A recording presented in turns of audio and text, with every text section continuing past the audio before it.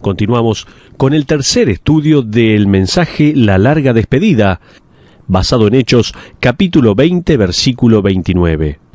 He leído que la región del norte de África, la cual es conocida como el desierto de Sahara, estuvo una vez llena de manadas de búfalos, leones y antílopes. El rebaño pastaba en frondosas pasturas, las cuales ahora se encuentran enterradas bajo montañas de arena. Con la ausencia de la lluvia, esta tierra, la cual una vez fue fértil, ha sido transmutada en un melancólico e inexorable desierto.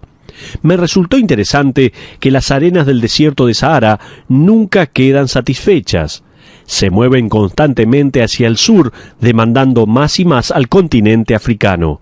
De hecho, el desierto de Sahara se mueve hacia el sur en un promedio de 52 metros con 50 centímetros cada día. Sin embargo, hay ríos de aguas que fluyen desde las montañas Atlas por debajo del desierto de Sahara. A veces, las aguas de estos ríos llegan a la superficie y la tierra a su alrededor se convierte en lo que llamamos un oasis. En un oasis florece la vegetación, la cosecha y la vida animal. Tanto como el agua permanezca allí, las asesinas arenas del desierto permanecen acorraladas. La Iglesia de Jesucristo es un oasis en medio de un desierto. Tiene el agua de la vida, como dijo Jesucristo, el creador de la Iglesia, en Juan capítulo 7, versículo 37. Si alguno tiene sed, venga a mí y beba. En Juan capítulo 4, versículo 14, en su primera parte, él le dijo a una mujer sedienta, «El que bebiere del agua que yo le daré, no tendrá sed jamás». ¡Qué hermosa expresión! La Iglesia de Jesucristo es un oasis que ofrece la verdad del Evangelio, el agua de la vida para todos aquellos que están muriendo de sed, para todos aquellos que se encuentran cautivos en el desierto.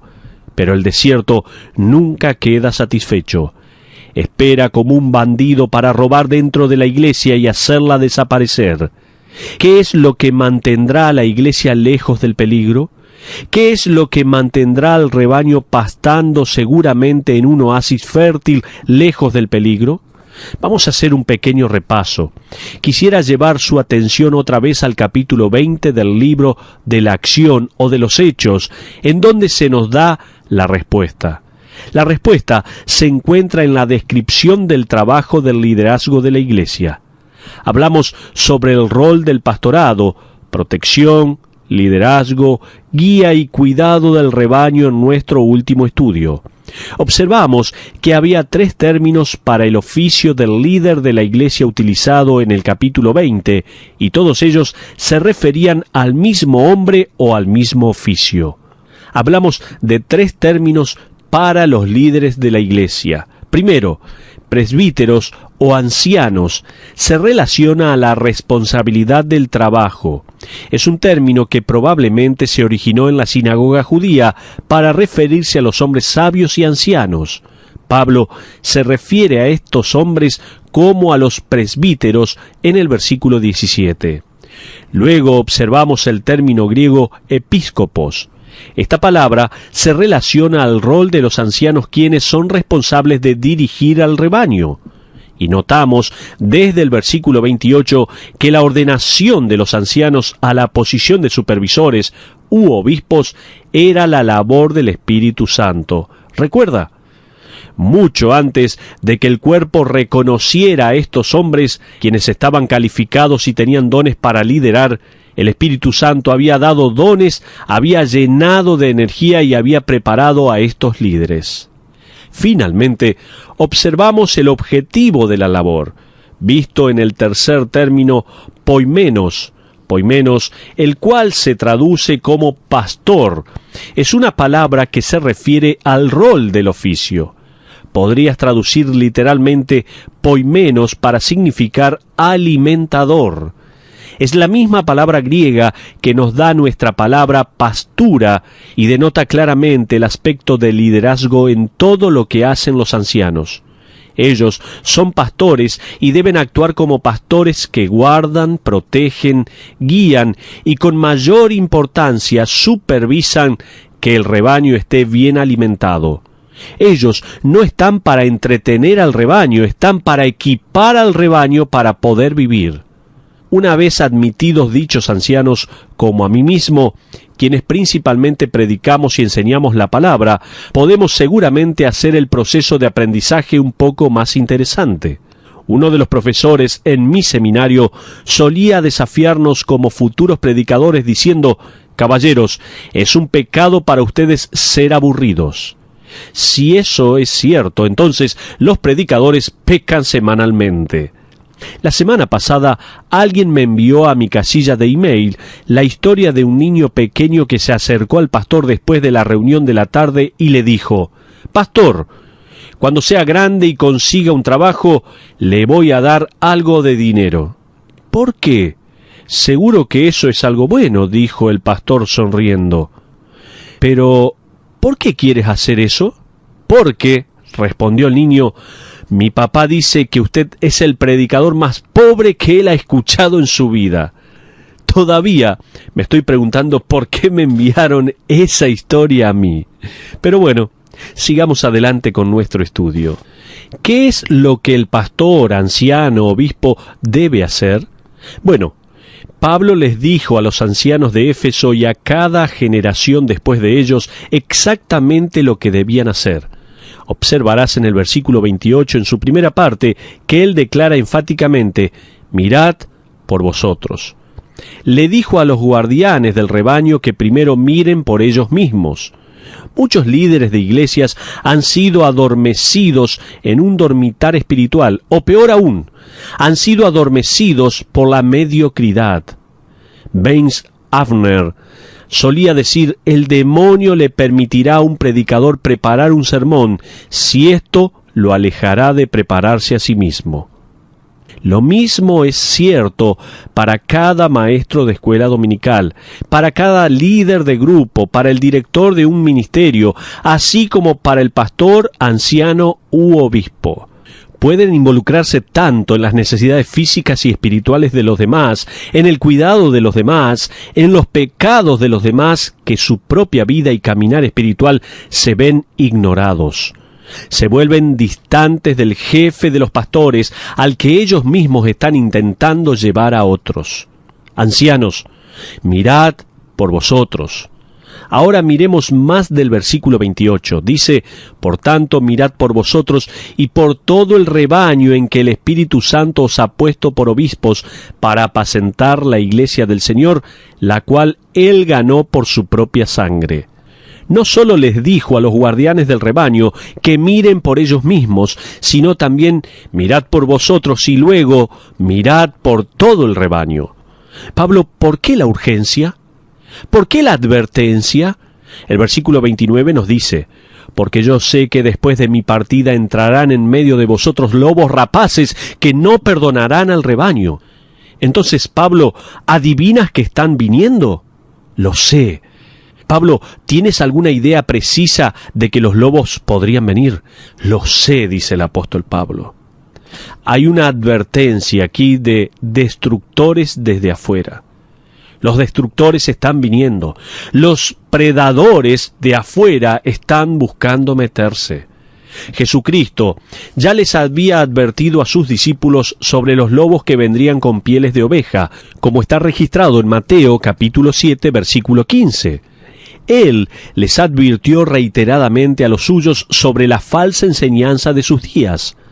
Pablo también les advertirá sobre los falsos maestros, quienes harán que, de alguna manera, sean extraviados de la sincera fidelidad a Cristo, como dice 2 Corintios 11:3, que prediquen a otro Jesús, como dice 2 Corintios 11:4, también traer un evangelio diferente, como dice Gálatas 1:6.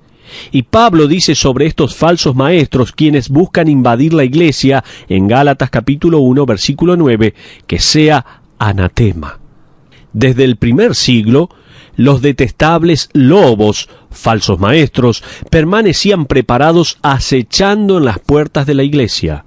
Algunos seducen a la iglesia con mensajes placenteros sobre el materialismo y la prosperidad. Algunos amenazan a la iglesia con la persecución, algunos convencen a la iglesia con comprometer sus posturas y algunos pervierten a la iglesia a través de las enseñanzas. Vamos a ver el carácter y la conducta de los destructores. Quisiera moverme rápidamente a través de algunas características de estos lobos, de estos falsos maestros quienes buscan invadir a la iglesia. Ellos niegan la deidad de Jesucristo. En primer lugar, los falsos maestros niegan la deidad de Jesucristo. Primera Juan capítulo 2 versículo 22 nos dice: ¿quién es el mentiroso sino el que niega que Jesús es el Cristo? Este es anticristo, el que niega al Padre y al Hijo. Hasta ahí el versículo de la palabra de Dios. Desde el primer siglo, la negación de la deidad de Cristo se ha visto bajo varios nombres. En el primer siglo era llamada arrianismo. En este siglo es llamada mormonismo. El arrianismo fue condenado como herejía en el siglo II por los líderes de la iglesia que creían en Jesucristo como Dios en la carne. Extrañamente, la iglesia en la actualidad parece reticente a llamar cualquier cosa herejía, aún hasta el mormonismo, el cual, dicho sea de paso, está haciendo un pedido para ser considerado evangélico. El presidente de la Iglesia de los Mormones dijo en recientes entrevistas en los medios, cuando se le preguntó sobre la doctrina del mormón, la cual enseña explícitamente que Dios fue una vez un mero mortal quien se elevó al estatus de la deidad, y él dijo: no diría eso, nosotros no enfatizamos eso, no sabía que enseñábamos eso. ¿Qué es lo que dijo Juan? ¿Quién es el mentiroso sino el que niega que Jesús es el Cristo? Es decir, la eternidad y la igualdad entre el Padre y el Hijo son negadas. Juan los llama mentirosos. Si mantienes una mentira, ¿por qué no mentir sobre el hecho de que crees una mentira? En realidad, debido a que estás relacionado con el padre de las mentiras, quien cuando dice una mentira habla en su lengua materna, como dice Juan 8:44, Juan escribió en Primera de Juan capítulo 4 versículos 3, 5 y 6 esto: y todo espíritu que no confiesa que Jesucristo ha venido en carne no es de Dios, y este es el espíritu del anticristo, el cual vosotros habéis oído que viene, y que ahora ya está en el mundo. Ellos son del mundo, por eso hablan del mundo y el mundo los oye. Nosotros somos de Dios, el que conoce a Dios nos oye. Entonces decíamos que los falsos maestros niegan la deidad de Jesucristo. En segundo lugar, los falsos maestros consideran la muerte de Cristo en la cruz como una locura. Ellos pueden decir: ¿por qué necesitas creer todo eso relacionado al Calvario? No soy tan malo. ¿Por qué tendría que morir alguien por mis pecados? Mira lo que dice 1 Corintios capítulo 1, desde el versículo 18 al 20. Dice así: porque la palabra de la cruz es locura a los que se pierden, pero a los que se salvan, esto es, a nosotros, es poder de Dios, pues está escrito: destruiré la sabiduría de los sabios y desecharé el entendimiento de los entendidos. ¿Dónde está el sabio? ¿Dónde está el escriba?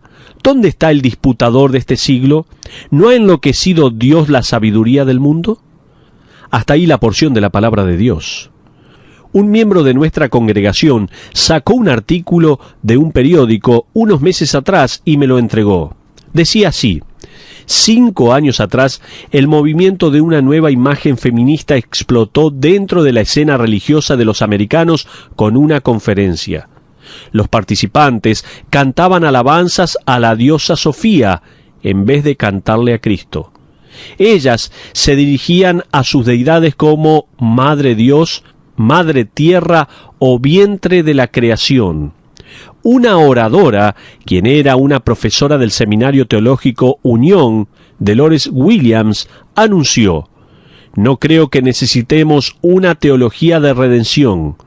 No creo que necesitemos a personas colgando de cruces y derramamiento de sangre y cosas sobrenaturales. Esta pobre mujer no hizo más que cumplir las palabras de las Escrituras, en donde dice que aquellos que niegan a Cristo como el Hijo de Dios también creerán que la cruz es una locura. Cada oradora de esta conferencia, dicho sea de paso, era bendecida en el nombre de Sofía. La conferencia finalizó con más de 1000 participantes mordiendo grandes manzanas rojas para expresar su solidaridad con Eva. Fueron mandadas a regocijarse en nuestra resistencia, en nuestra solidaridad con todas las mujeres que buscan tener la palabra. Morder la manzana es volver a comprometernos para resistir todas aquellas fuerzas que nos oprimen. Esto proviene del infierno. Hasta ahí lo que decía este artículo. Mira lo que Pablo continúa diciendo a los Corintios en los versículos 23 y 24 de Primera de Corintios, capítulo 1. Dice, pero nosotros predicamos a Cristo crucificado, para los judíos ciertamente tropezadero, y para los gentiles locura, mas para los llamados, así judíos como griegos, Cristo poder de Dios y sabiduría de Dios. Estamos mencionando aquí algunas características de estos lobos o falsos maestros.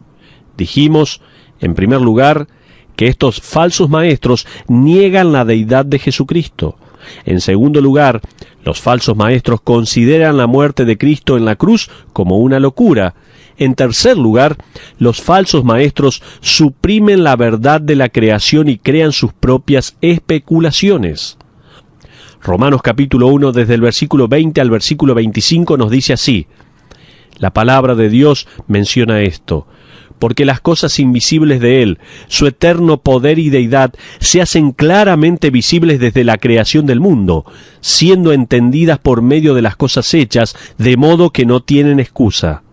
Pues habiendo conocido a Dios, no le glorificaron como a Dios, ni le dieron gracias, sino que se envanecieron en sus razonamientos, y su necio corazón fue entenebrecido.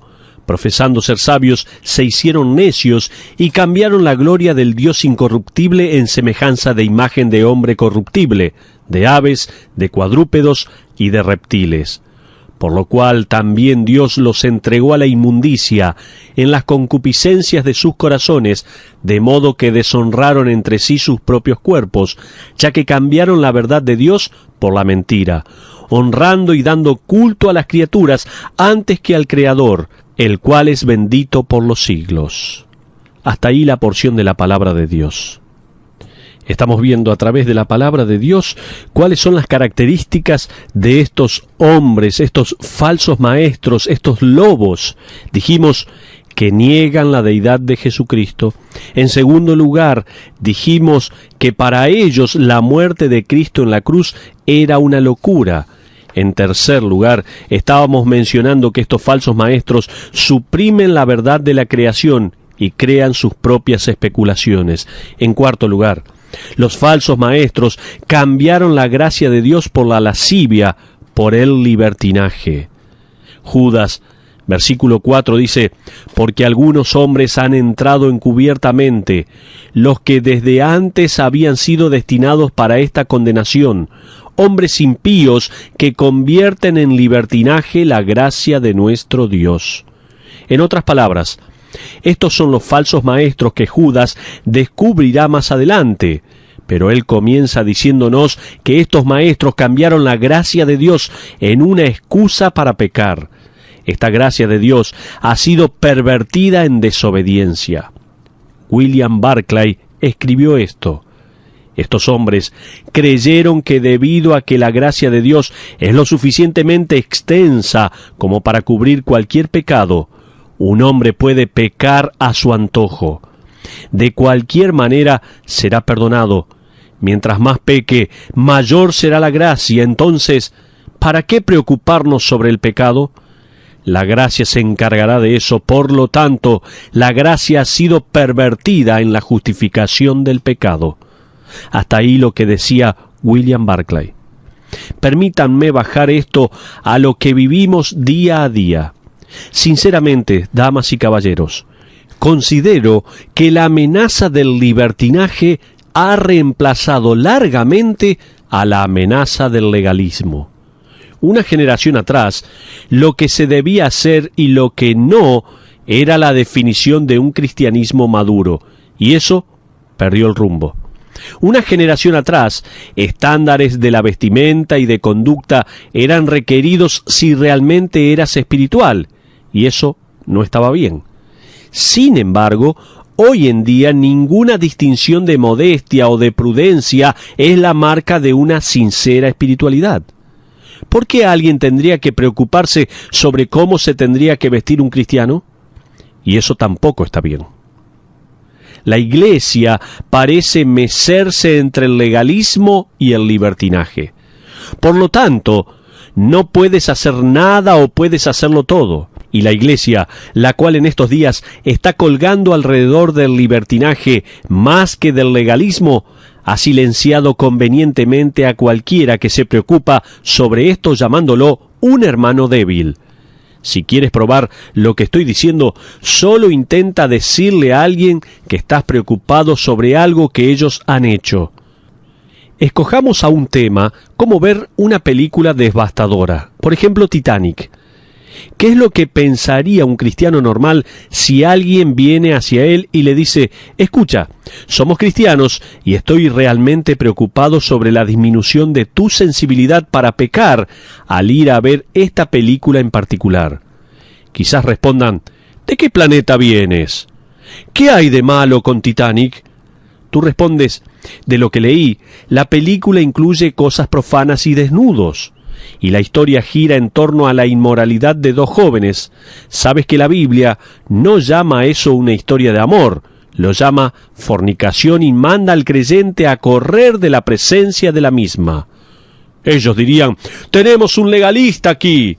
Debe ser uno de esos hermanos débiles de los que he escuchado. Personalmente me pregunto, ¿cuántos hermanos débiles hay, en realidad, personas santas que Dios ha puesto en nuestras vidas para desafiar nuestro libertinaje? Quiero decir algo más, ya que hoy me estoy haciendo de muchos amigos.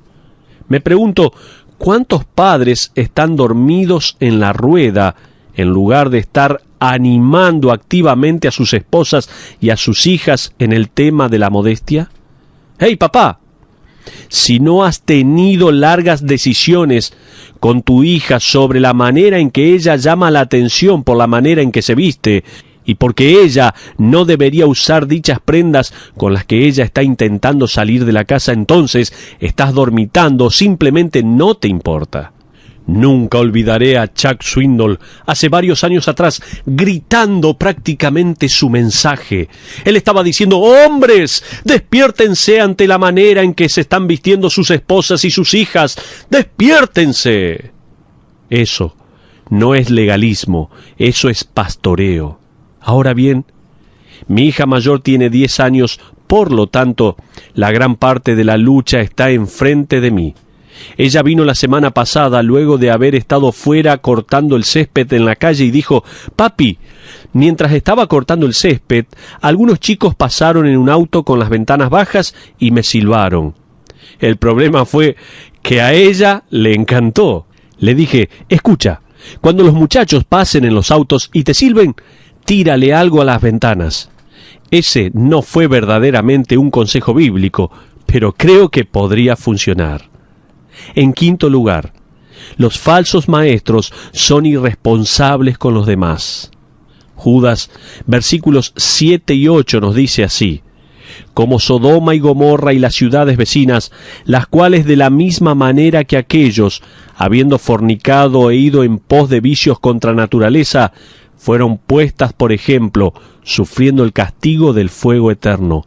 No obstante, de la misma manera, también estos soñadores mancillan la carne, rechazan la autoridad. Hasta ahí la porción de la palabra. Una de las marcas de un falso maestro es que él no está involucrado en una iglesia local.